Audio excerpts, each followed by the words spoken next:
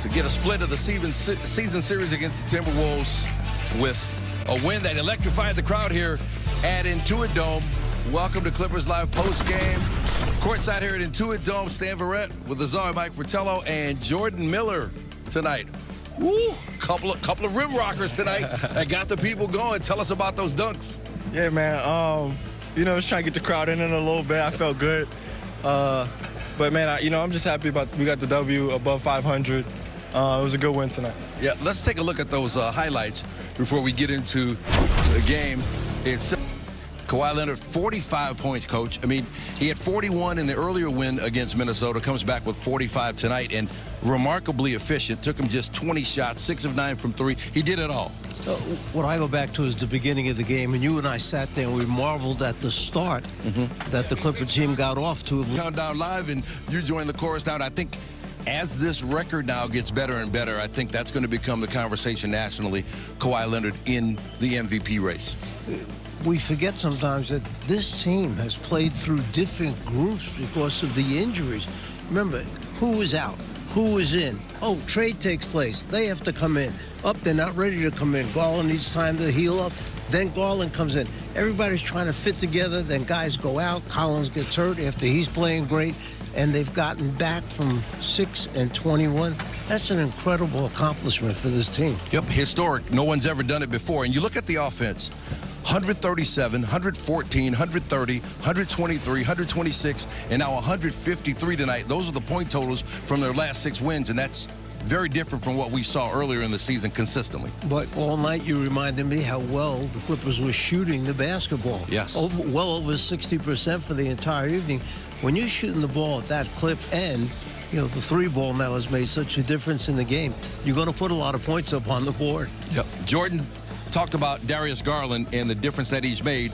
I mean, the scoring certainly increased when he took over the offense. Looking at the rim, and when he's got an open shot, you want him to shoot it because he's going to make the majority of them. But at the same time, he's well aware of his teammates, knows exactly where they are, more than willing to give the ball up. And he's not the same size frame as James Harden was, but he knocks down the 3-ball at the same pace. He knows where teammates are, and because of his ability, his quickness to put the ball down on the floor and penetrate and get in seams, it draws defenses in.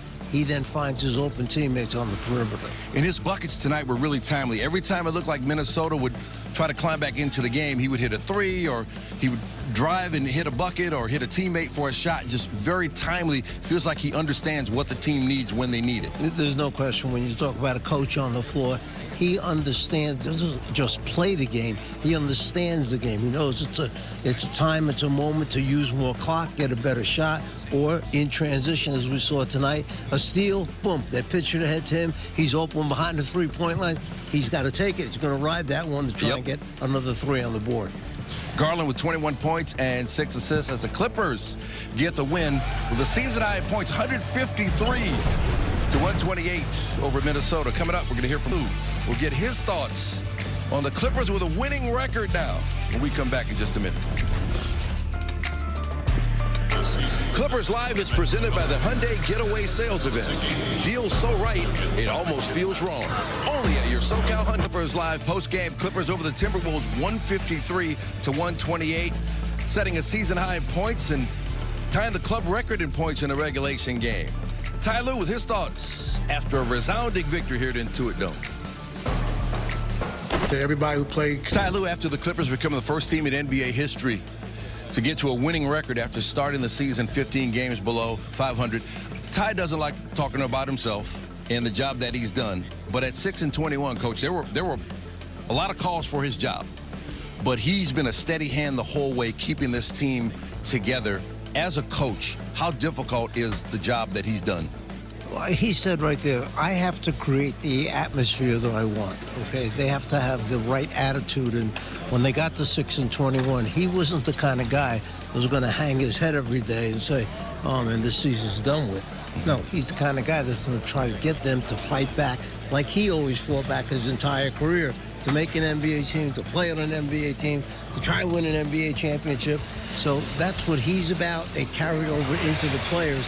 And then it's the high character of the individuals that are here. And that's a testament to the scouting staff, the front office, all the work, all the evaluations they do before they either do a trade or make a pick in the draft. You want high-quality guys with that motor that runs and competes all the time, and that's what they had here. And the trades cost them two very popular, very effective players in Ivica Zubac and James Harden, but Darius Garland and Benedict Mathurin, and to a certain extent Isaiah Jackson as well, have been fantastic additions to this team. Well, let's remember what the team did. One, it allowed them to get down lower, okay, below the aprons, which allows them to do future trades that they couldn't do if they had stayed the same people because of the amount of monies. The second thing it did, it made them younger, and they haven't fallen off the table becoming younger. They're developing young guys who, Niederhauser, how about him? And Miller that we see, and Kobe when we put him in the game. Yes. These guys have played significant minutes at big times, big moments in the games. So they're developing young guys because you have to look at down the road. What are we going to be as a franchise?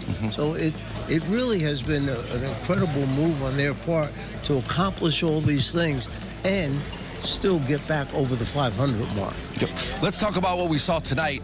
Anthony Edwards gets that bucket to start the game, and then the Clippers go on a 12-0 run. And to come out in the next game and have a game like he had tonight, that's leading by example. By example, when he came out in the first quarter, in the beginning of the game, and with his defense, he forces turnovers. He's so long, he's so aggressive at the defensive end, and then he will run the floor hard to get to an open spot or come down, and he sees those openings in transition where he knows whether to make a pass to a teammate or is it time for me to pull up and knock one down? And you marvel and I marvel. When the ball goes out of his hands, you think it's going in every time. Absolutely. If he gets to a spot, it's over, and he's really good at getting to a spot. Yes, he is. All right, the Clippers, 3 wins in a row now, 4 wins in a row here at Intuit Dome. This home